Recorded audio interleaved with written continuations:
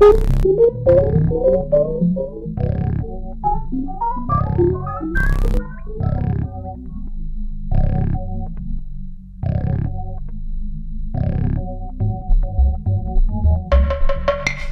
les internautes, la vidéo qu'on va regarder envoie du lourd, dans tous les sens du terme. Des effets spéciaux de folie, une voix off super inspirante, des invités dont on piochera 2-3 citations qui illustrent notre propos. Pauvrement certes, mais faut bien tout exposer pour pouvoir tout remettre en question sans discernement après. Mais aussi et surtout une avalanche d'assertions sorties des immondices de ce que représente ce pseudo-documentaire, la pseudo-science.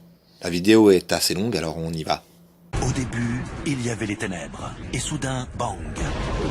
Survient la naissance d'une expansion infinie de temps, d'espace et de matière. Et j'aurais prévenu, c'est du docu-choc. Déjà, il y a un truc qui me fait tiquer. La provenance, le titre, je sais pas pourquoi, je le sens pas des masses ton truc là. Surtout que tu fais déjà une mauvaise représentation de la chose. Le Big Bang n'est pas une explosion. Et en plus, au début, tu entends avant que le Big Bang ne se produise.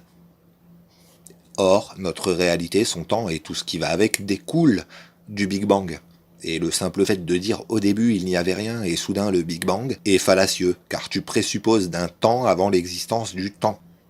Ensuite, d'où tu tiens que le Big Bang est une expansion infinie de l'espace, du temps et de la matière? Parce que celui qui apporterait une preuve de ça, c'est prix Nobel direct. Et croyez pas que je suis généreux avec les Nobel. Primo, c'est pas moi qui les donne. Deuxio, c'est sûr. Celui qui arrive à prouver qu'une quantité physique peut être infinie se verra attribuer un prix Nobel. Parce qu'il sera forcément obligé de passer par la case mesurer une quantité physique infinie. Et alors là, on pourra bien lui enfiler 2 prix Nobel, sans trop se poser de questions. Ceux qui ont un peu de sens logique se diront, et à raison, qu'aucune infinité ne saurait être mesurée, voire même réalisée. Les autres, qu'ils commencent à compter jusqu'à l'infini. L'humanité n'a pas besoin de leur capacité cognitive de toute façon. Ce que la science sait du Big Bang? Rien, littéralement. Mais elle ne s'en cache pas. Les modèles théoriques peuvent remonter jusqu'à un billionième de seconde après le Big Bang. C'est 10 puissance moins 43. Les modèles expérimentaux, ceux qu'on peut tester, notamment grâce au LHC, peuvent remonter jusqu'à 10 puissance moins 36. Après le Big Bang. Juste au début de l'ère de l'inflation. Ce qui signifie qu'on a une bonne compréhension d'événements proches du Big Bang, mais que quand on veut remonter plus loin jusqu'au Big Bang, notre modèle produit des singularités, prouvant son incapacité à décrire ces événements. Et au vu des échelles de l'univers à ces périodes-là, il est compréhensible que des efforts soient faits en physique quantique pour expliquer des faits cosmologiques. De plus, du point de vue de la physique quantique, si l'énergie totale de l'univers est proche de zéro, due à l'incertitude d'Heisenberg, l'apparition spontanée d'une fluctuation quantique à l'origine de notre univers est envisageable, ce qui impliquerait que l'univers entier serait une fluctuation quantique qui, grossièrement dit, emprunterait de l'énergie qu'elle restituerait plus tard. Bon, ça commence bien, mais laisse-moi voir comment tu vas essayer de combler ce trou dans ta compréhension avec un truc pour lequel tu apporteras aucune preuve et qui en plus ne s'appuie ni sur la cosmologie, ni sur la physique quantique, ni sur la logique. Chaque jour, de nouvelles découvertes dévoilent les mystères, les secrets époustouflants et implacables de l'endroit que nous appelons l'univers. Alors, le mystère implacable. Un mystère, c'est une chose dont la compréhension nous échappe. Et un truc implacable, c'est une chose qu'on peut tempérer, ou dont on ne peut se soustraire. Ça veut rien dire. Pourquoi tu fais ça? Ça rend le mystère dont tu parles plus mystérieux? Pour moi, c'est juste un bon indicateur que ton but est le sensationnalisme. Donc, comme je suis pas un pigeon, et au vu des bullshit que tu nous as sortis avant, ça me fait une sorte de... Ça me fait une sorte de fussoir. En somme, tu viens d'entrer dans la zone OMG, what the fuck, de mon scepticomètre. Juste après le stade que, mais avant le stade... À voir l'incroyable complexité de la Terre, les gens se demandent sans cesse comment tout cela est possible. Désolé, mais déjà il va falloir que j'élabore, parce que tu fais 2 arguments fallacieux, et donc ça fait un peu combo. Argument ad populum et argument par l'incrédulité personnelle. Un argument ad populum, c'est un appel à la popularité d'une chose, comme indicateur de sa véracité. Et pour illustrer ça, je dirais, beaucoup de gens croient que les oiseaux ne sont pas des dinosaures. Ça ne change en rien le fait que les oiseaux soient effectivement des dinosaures. Et en quoi le fait que beaucoup de gens croient à une chose donne un quelconque crédit à cette chose. Surtout que la plupart des gens ne comprennent pas la science, ou cela représente de façon approximative. Un argument par l'incrédulité personnelle, c'est dire que je ne sais pas, ou je ne comprends pas telle ou telle chose, ou processus, et donc je suis justifié dans le fait de croire que cette chose est fausse, car elle ne me paraît pas faire sens. Pour illustrer ça, je dirais, nous ne sommes pas assez stupides pour croire qu'un truc de 118 tonnes puisse voler. Or, ça illustre uniquement l'incompréhension de la personne qui parle. Et ça ne changera pas le fait qu'un Boeing 787 pèse ce poids à vide et que ça l'empêche pas de voler. Alors pourquoi je dis ça ?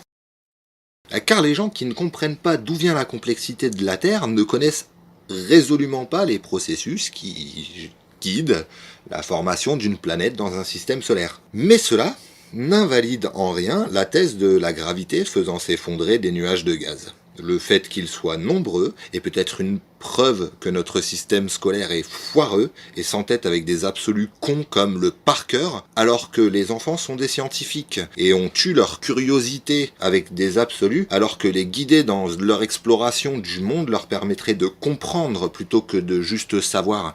Et donc, si demain l'humanité tout entière renie l'inclinaison de l'axe de rotation de la Terre, car cela ne fait pas sens pour eux, car ils préfèrent croire que les saisons sont le produit de l'éloignement Terre-Soleil, cela ne changera pas le fait que l'inclinaison de l'axe de rotation de la Terre soit à l'origine des saisons. Alors non. Je regarde souvent autour de moi et j'ai pas l'impression que la majorité des gens se posent ce genre de questions. Ils sont plus préoccupés par ce que lâchera le CE cette année. Quelle couleur choisir pour la moquette? Dans quelle école envoyer leurs gamins? Quel épitaphe choisir? Combien de couverts pour la table de ce soir? On est tous plus ou moins enfermés dans des vitrées terre à terre et il me semble que la majorité ne s'élève au-dessus de ça que très rarement. Et au vu de ce qu'on en a fait, la plupart des citadins ne font de toute façon pas l'expérience de la complexité de la Terre tous les jours. Et ensuite, ça t'indique quoi, le fait que les gens se posent des questions là-dessus? Parce que pour moi, ça m'indique juste que ces gens sont très mal informés. Car la formation de la Terre, on comprend bien ça de nos jours. On apprend ça en CE2, CM1. Qu'est-ce qui donne réalité aux équations de la physique? C'est magique. Comme dirait un ami, ça me colle une demi-molle, tiens. Un curé qui demande ce qui donne réalité aux lois de la physique. Plumez-moi, c'est trop. Et banane. Ce qu'on appelle loi de la physique, c'est une description de la réalité. Tu serais monté à l'envers que ça m'étonnerait pas. Bon, après, je remets pas en cause le choix du protagoniste. Quoi de mieux qu'un curé? Je veux dire, je me moque pas, mais c'est quand même un petit peu son domaine d'expertise, les questions irrationnelles. La religion a longtemps offert avec Dieu une explication spirituelle de la création de l'univers. Mais la science apporte-t-elle une infime preuve de l'existence de Dieu ? Ou la physique nous dit-elle qu'aucun créateur n'est nécessaire? Oh là là là, cette façon de présenter les choses, c'est biaisé au possible.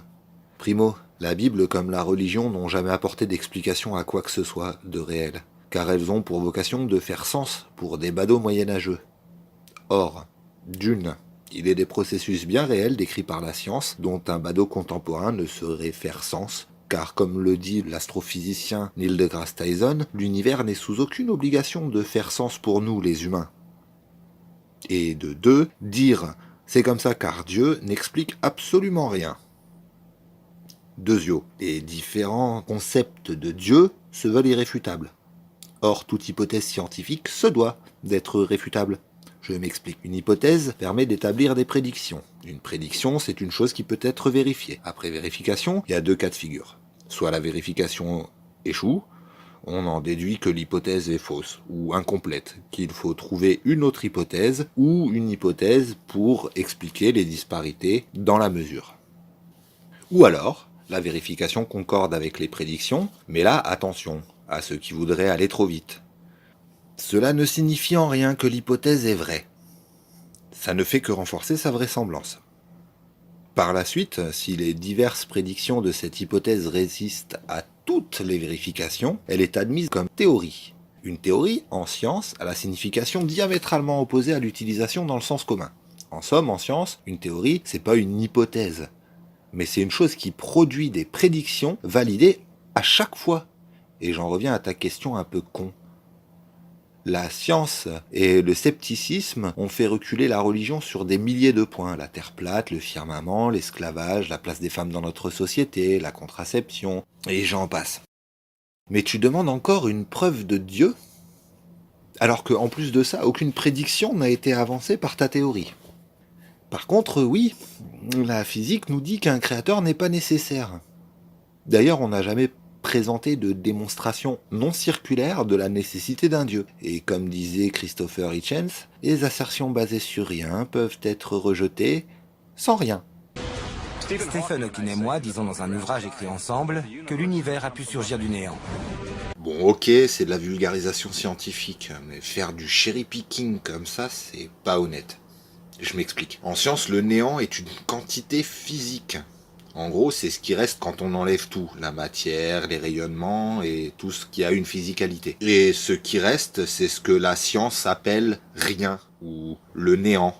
Et à contrario de la notion philosophique du néant dont l'existence même ne saurait être, d'un point de vue purement logique, le néant dont la science parle est une quantité physique. Et donc choisir cette citation qui renvoie à la Genèse alors que le livre dont il est question explique justement que l'émergence de l'univers peut être expliquée de façon naturelle en invoquant juste les lois de la physique est juste malhonnête. Mais vas-y, continue à nous éclairer sur ton incompréhension la plus totale de tout ce que tu peux évoquer. Embarquons pour une quête scientifique de Dieu dans l'univers. Putain, c'est abusé. Tu pourrais pas faire plus de 2 phrases sans dire n'importe quoi ? Mais bon, en tout cas, c'est bon, j'ai des aveux, je peux arrêter la vidéo là. Le but de ce documentaire est de trouver la réponse Dieu dans tout un tas de faits en écartant ceux qui ne coïncideraient pas, en n'oubliant pas, comme on vient de le voir, de rapporter une vision approximative, voire erronée de faits. Je peux déjà dire donc après 1 minute de vidéo que l'intention est malhonnête, car un esprit curieux déduit de fait une compréhension du monde, un esprit biaisé part de ses conclusions et sciemment occulte les faits divergents pour préserver sa conclusion. L'univers est un endroit qui peut être très violent, où des galaxies entrent couramment en collision et des étoiles épuisées explosent. Mais c'est aussi un lieu qui a donné naissance à une chose absolument extraordinaire, du moins ici-bas, sur Terre. Des créatures conscientes, douées de raison. C'est bien sûr un mystère que l'univers existe de façon aussi intelligible.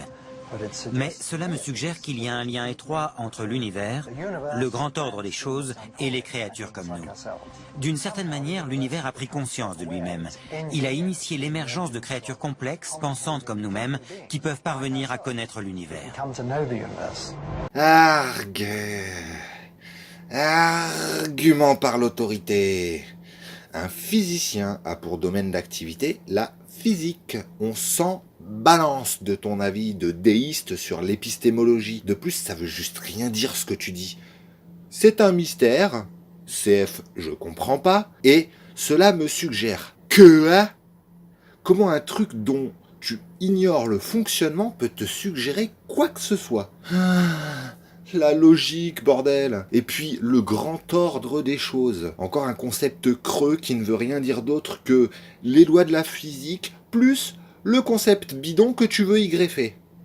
Et je ne crois pas que l'univers ait une conscience. Toi qui es physicien, aurais-tu une quelconque preuve de ton assertion ? Enfin bref, l'univers a produit des créatures conscientes, oui, mais l'univers n'est pas sciant. De plus, et au vu de l'instabilité des systèmes solaires, dans 4 à 5 milliards d'années, le Soleil mourra. Et les humains, si ce n'est pas déjà le cas avant, disparaîtront. Et rien que ça invalide ton argument. Surtout qu'une déité pourrait créer un univers déjà formé avec des humains pour s'en émerveiller, plutôt que de passer par 13,8 milliards d'années et des lois de la physique auxquelles on ne peut déroger. Plus 200 000 ans de sauvagerie où ce Dieu nous a regardé mourir sans lever le petit doigt. Et encore une fois, le fait que tu ne puisses te figurer comment l'univers a pu générer des créatures à même de le comprendre ne justifie en rien l'assertion que seul un Dieu puisse produire ça. Encore un argument par l'incrédulité personnelle que j'appellerai désormais par son autre nom, l'argument par l'ignorance. Certains s'émerveillent du fait que l'univers a, au cours de milliards d'années, donné naissance à des êtres capables d'apprécier sa complexité. Nous pouvons même nous demander où et comment nous nous y intégrons. À l'aube de l'humanité, des peuples pensent détenir les réponses à ces profondes questions. Les anciens voyaient le monde comme une boule neigeuse. En gros, une terre plate, disons un disque, recouvert d'un dôme. Nous appelons ça un firmament. Et c'est dans ce firmament que sont suspendues les étoiles et les planètes. Presque tous les peuples anciens pensent que leur univers existe dans un dôme similaire. Et ils ne se demandent jamais qui l'a créé. Les anciens supposaient qu'il existait un dieu ou des dieux responsables de la création et de la bonne marche de l'univers. L'idée que Dieu a créé l'univers est quasiment incontestée jusqu'au Moyen-Âge, lorsque des scientifiques font une suggestion sacrilège basée sur leurs observations. C'est le Soleil, pas la Terre, qui est au centre de l'univers. C'était une révolution scientifique. Il y avait alors un autre moyen d'expliquer les phénomènes naturels, et c'était la science. Alors déjà, je rejette totalement l'utilisation du terme sacrilège, car tu sous-entends que cette idée est une hérésie. Ensuite, effectivement, tu exposes l'origine de l'idée que la Terre est plate, et l'origine de l'idée comme quoi on n'est jamais allé sur la Lune. Mais là où je grince des dents, c'est quand tu dis que la science a apporté une autre explication. Non, désolé, la science nous a apporté la seule explication. La religion n'est rien d'autre qu'un conglomérat d'hypothèses issues de l'obscurantisme du Moyen-Âge, supporté par rien de réel, et ne constitue et ne constituera jamais une explication. De plus, tu dis que les anciens ne se demandaient jamais qui a créé la Terre, mais qu'ils assumaient que des dieux l'avaient créée. OMG, what the fuck again? Si tu assumes que des dieux ont créé la Terre, c'est forcément que tu t'es demandé à un moment ce qui aurait pu la créer. Mais bon, dans les pseudo-documentaires, la logique, on s'en flagelle un peu le cloque, quoi. Depuis le Moyen-Âge, des scientifiques ont élaboré de nouvelles théories sophistiquées sur l'immensité de l'univers et notre place en son sein. Théories qui le plus souvent occultent Dieu. De nombreux phénomènes apparaissent mystérieux, miraculeux ou magiques. Et grâce à la science, nous avons fini par les comprendre.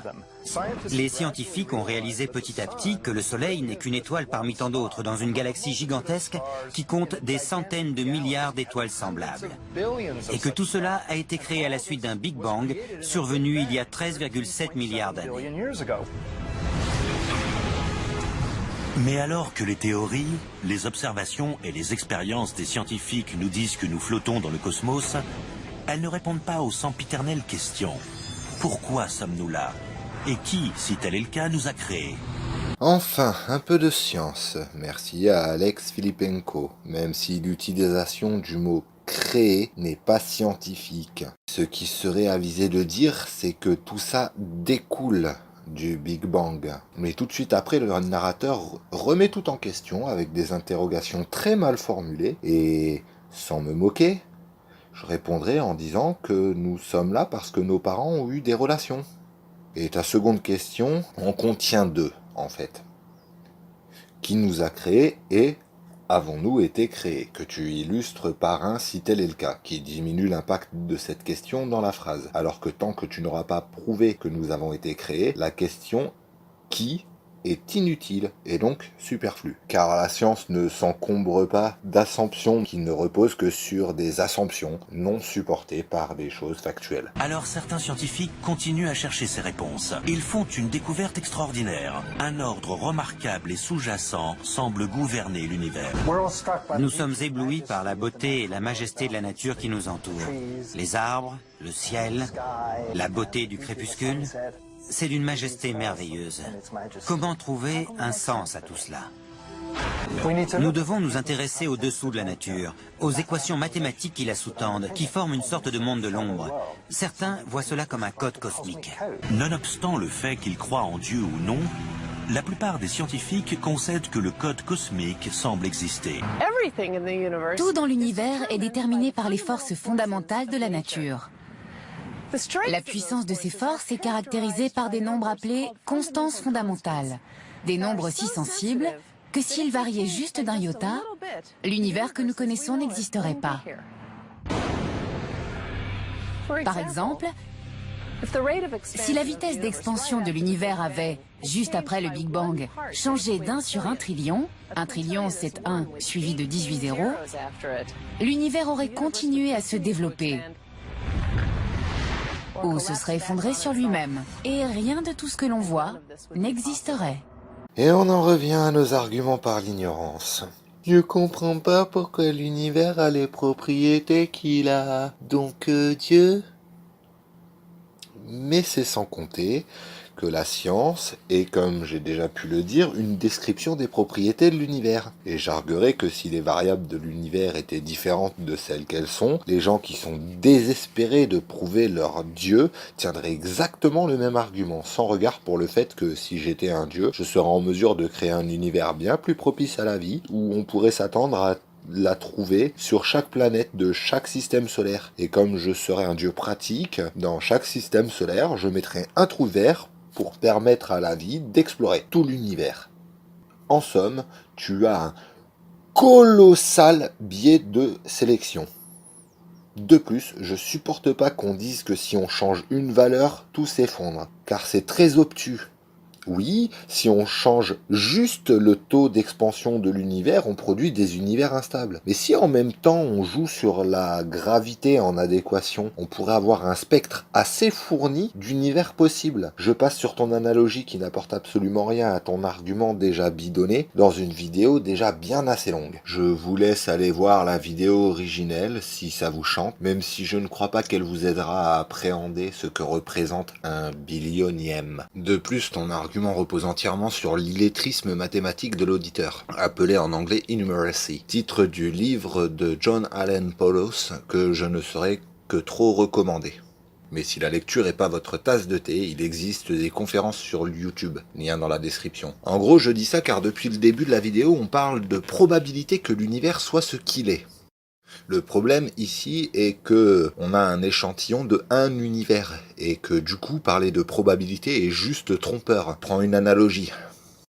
Quelle est la probabilité que j'ai publié cette vidéo avec ces arguments, étant donné qu'il a fallu que les parents des créateurs de YouTube se rencontrent, que les miens aussi, que leurs parents ont dû se rencontrer, que leurs parents ont dû se rencontrer, que leurs parents ont dû se rencontrer, et ainsi de suite. On pourrait en déduire que c'est astronomiquement improbable.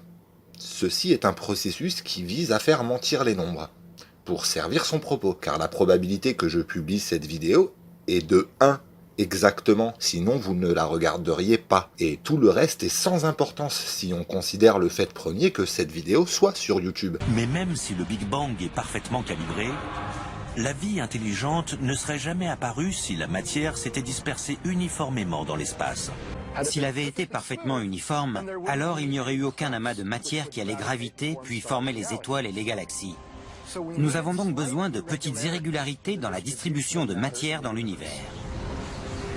Ces irrégularités auraient été plus petites, les étoiles et les galaxies ne se seraient pas formées.